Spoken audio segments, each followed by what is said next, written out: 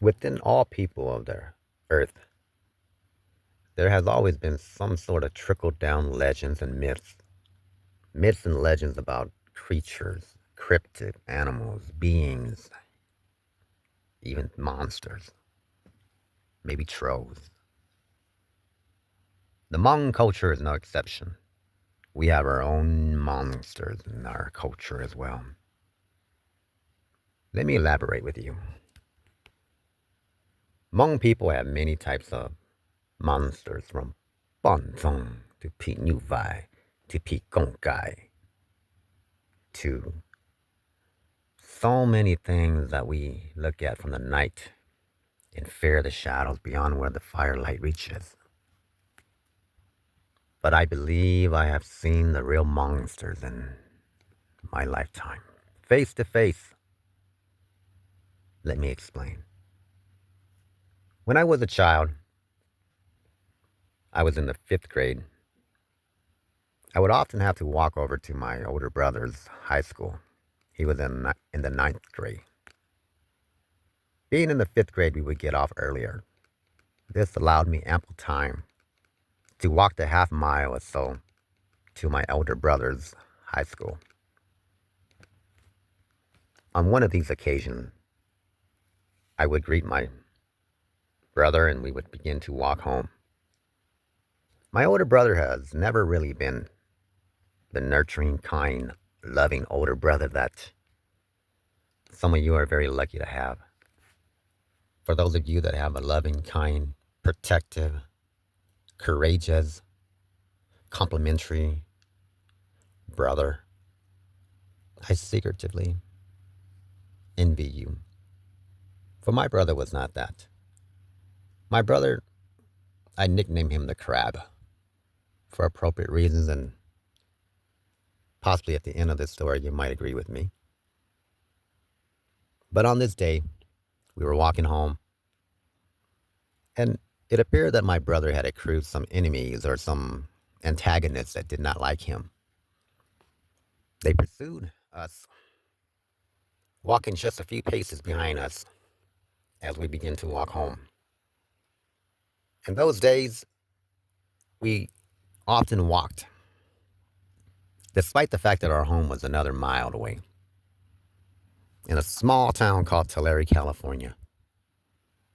On a hot May day, that's the term I say, May Day, May Day.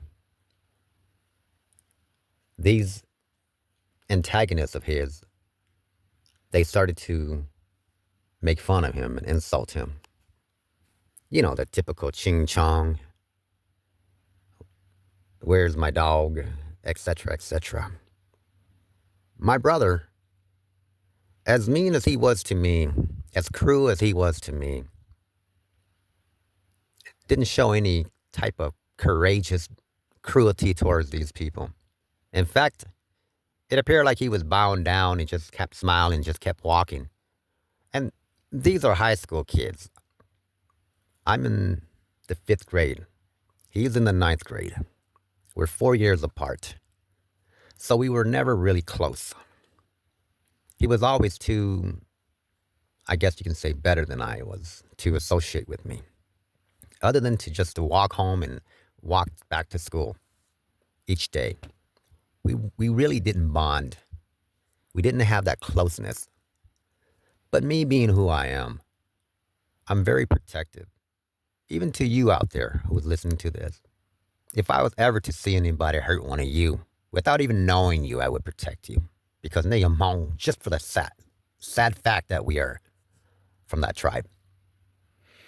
But on this day, I couldn't take it no more. So finally I said, what do you guys talk about? You know, back in the days when we were fobs. This was back in the 80s, 85. For every year of the 80s, I was in that grade.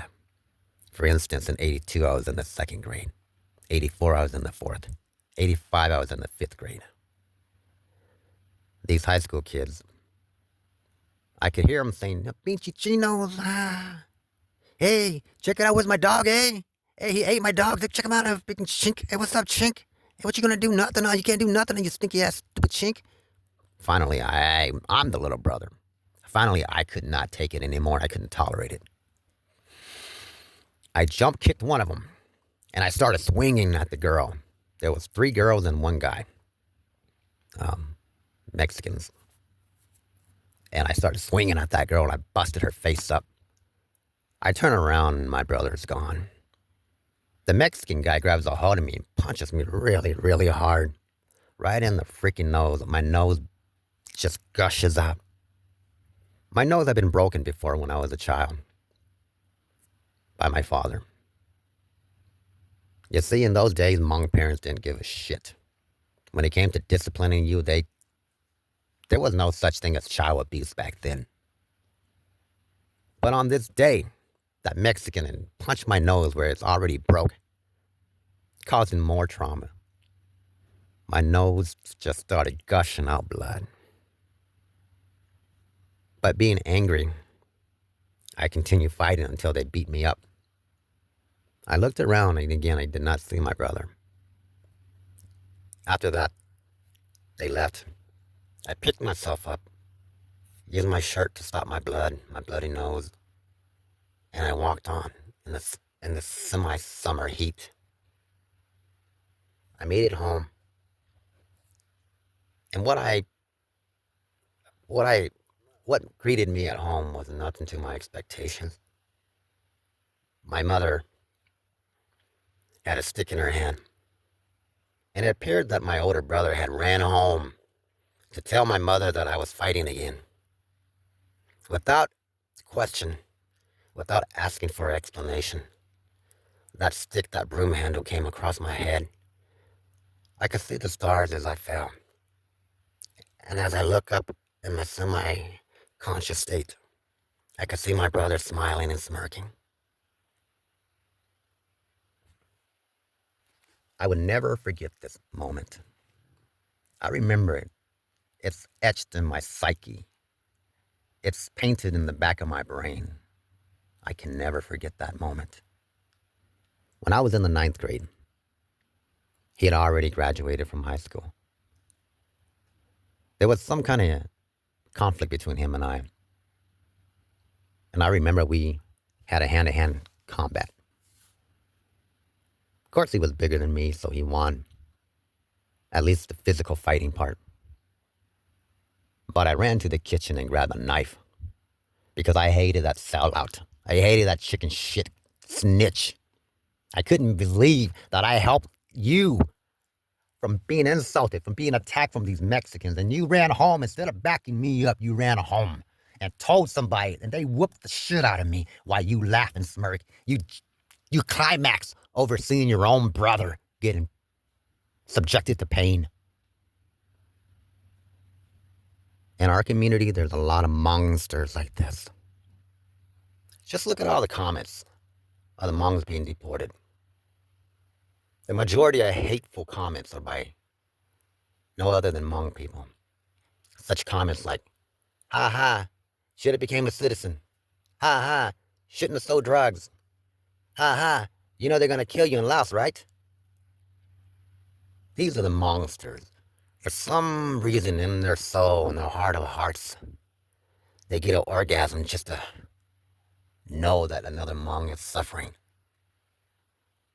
This is the same syndrome that allows them to vote for the wrong-wing parties. The ones that are rapists, the ones that are criminals, murderers, greed, tax cheats, frauds. The blonde-haired, blue-eyed person in the Oval Office. They praise that guy like he is their God. Meanwhile, they point their fingers at us as we are dirt. This is a story of mongsters. For as early as we can remember in our psyche, our history, in the times of our Emperor we have always had traitors, sellouts, mongsters. For it was these people, when the Han Chinese figured that they could not fight Hmong people on a face-to-face, one-on-one level, they resorted into other tactics. The strategy was to put out some kind of reward, some kind of a bounty to lavish certain of these Hmongs with gifts and riches, the promise of a better life, if you will, the promise of being taken in by someone else was alluring to a lot of these Hmongs.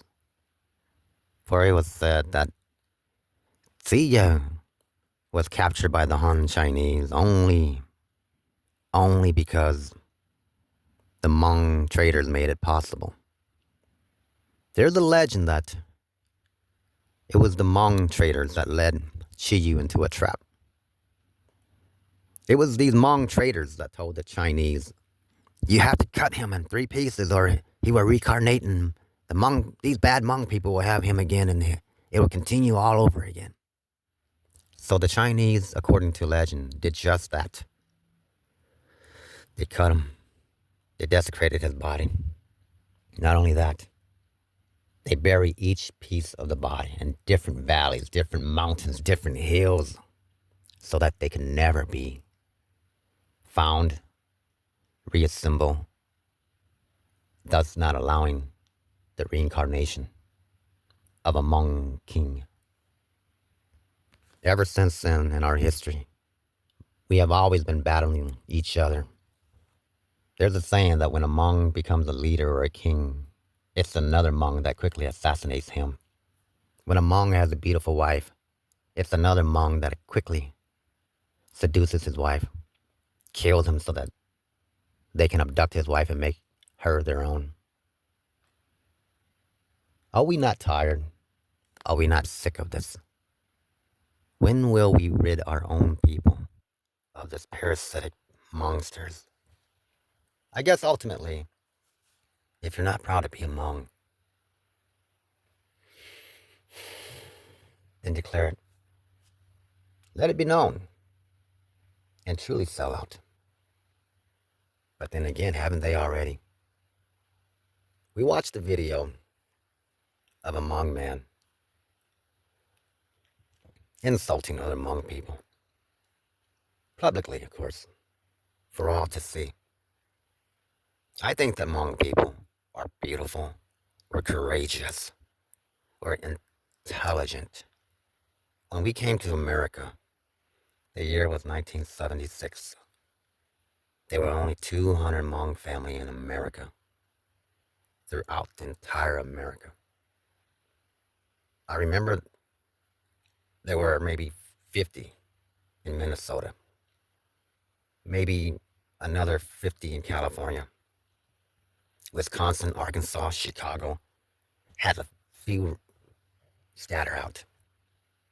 So throughout America during that time, collectively, our numbers only total about 200 individual households. I remember in those days, it seemed there were no mongsters. For our New Year's, we didn't collect some kind of a gate fee. We all got together. Everyone. It seemed like it was a festival of celebration, not of enterprise and marketing as it is today. It seemed like there was love back then. I remember our first Christmas in America. It was the church that sponsored some of these Hmong people that came, and they brought gifts. None of us knew what Christmas was. None of us knew what a present was. But as I look at those boxes under that green tree, beautiful red, elegant wrappings, what I thought was elegant. I wonder what that could be.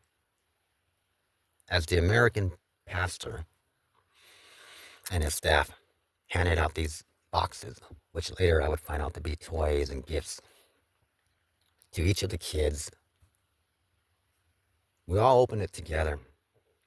And in those days, there was some kids that didn't get a present because of oversight. Maybe the church didn't realize there was that many of us.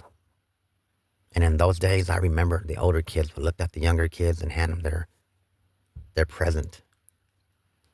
There was so much love. I remember looking at the table full of food that every family, such as a manner of a potluck, brought their own food and contributed. There was gallo, there was fago, there was rice, there was mung salad, there was nava, a mung dessert. There was so many other types of food that it looked like this was the first time in America we experienced prosperity. For just a few years ago, we were hiding in caves. We were in the refugee camps. As a small child, I remember holding the chain link fence, looking out towards Thailand. Among the ground by my feet were these little tiny crabs that were crawling around. In those days, in the refugee camp, we were given one bowl of rice and a little tiny cup of fish sauce for the entire family, not for one person, for the entire family per day. Little Hmong kids and little Laotian kids, Lahu, Min, and other Laotian ethnic groups. I remember us gathering around and congregating like we were one family. I remember an incident where a little Laotian kid crawled underneath the fence of the refugee camp and ran to the creek or I want to say that it was the delta. And he grabbed a hold of these cans that he had placed in the water the day before. And he pulled the cans out, and there were little fishes that had discovered these cans and made them their homes and taken refuge in these cans. But I thought, what a very interesting and intellectual way to catch a fish. But he was doing that as a means of survival. For the caloric intake was so low that we were starving. To supplement our diets, we had to do this. I remember as a little child trying to grab these crabs to bring to my parents so that they can cook it and supplement our diets.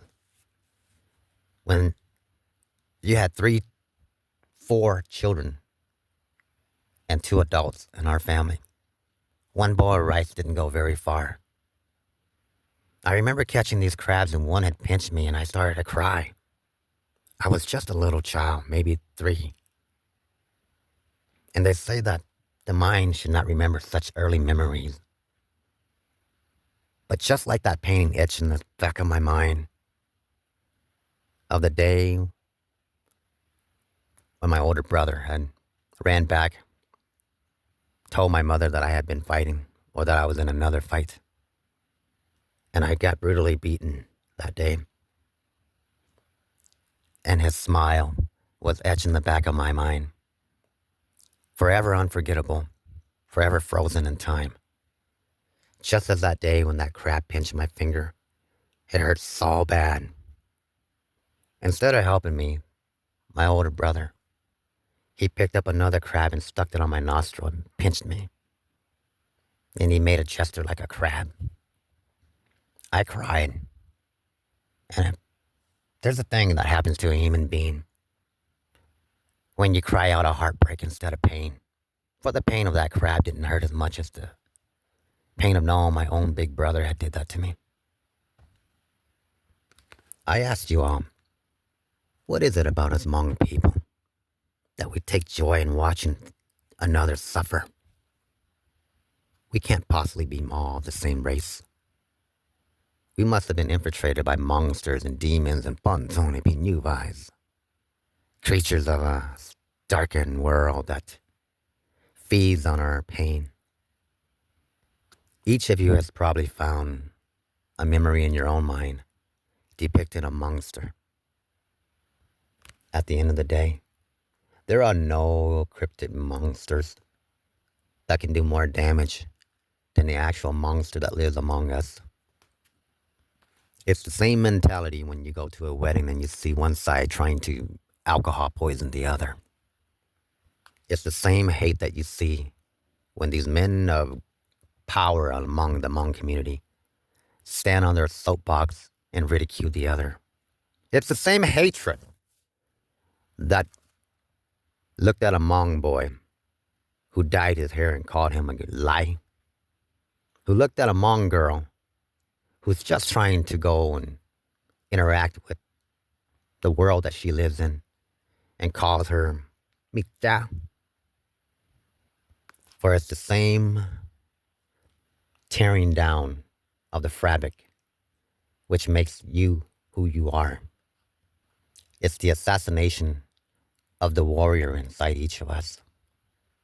But I'm proud to say that you Hmongs out there, you true Hmongs, you will always have that warrior inside you, and it will never ever be destroyed, be put away, snuffed, as long as you believe. It is time for us to come together, at least within your own selves, and find your true Hmong hero. Because each of you have that. Each of you have the essence of Chi Yu, of all the warriors. Look how ferocious these Hmongs are. If we can only challenge that energy in a positive way. If we can only look at each other's face and be proud instead of ashamed. If we can always say, I don't care what that person did or what you said he did or she did.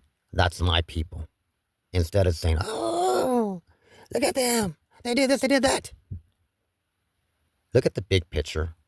All these Hmong people. For instance, a Hmong woman strangle her own children. Yet we look at the act, not the cause behind it. You must understand that for almost 10 years, every 8 minutes, America dropped bombs on us. In Laos, they dropped more bombs in Laos than they did of all World War II combined. Every 8 minutes, you heard thundering, bone-shattering vibration that trembled through your psyche, that forever haunted you. None of that could be positive. None of that could be self-promoting. Ultimately, my message is, you must self-promote each other. Otherwise, the monster will devour us all from within. Let us reach out our hands, our open arms to each other.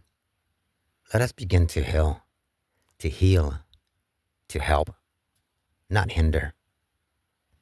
For the world is changing. We are at the 11th hour and 59 seconds on the doomsday clock. As the blonde-haired ape says, you're gambling with World War III. You don't have any guts. We are at the dawn of a new day, of a new time. And in the blink of an eye, we will be at the eve of an unknown horizon. Let's not chop each other off. Let's not butcher each other and bury each other in many pieces in many places. But let's come together. If I could sacrifice my one life so that all of you can find unity, I would gladly do so. But I'm afraid that would only make these other people happy without just cause, without the appropriate results. Maybe if I can just plant one seed inside of each of your hearts to someday become a vibrant orchard, to shade me, to shade each other, to shade you, your very selves. Is that within each of you is a secret garden with vibrant, beautiful, fertile soil. Plant a bad seed, a sticky, thorny vine, and it will become a sticky, thorny vine garden. Plant an orchid, and it will become a beautiful thing to see. You are beautiful Hmong people. It's the ugliness, tainted. It's the poison, subjected and injected. It's the propaganda that made us believe it was okay to hate each other. Let us all become simply just aware of this. For when you recognize something, then you can start to fix it. Otherwise, there is no future for monks. Slowly, we will dissipate. Like ghosts, we will all return back individually.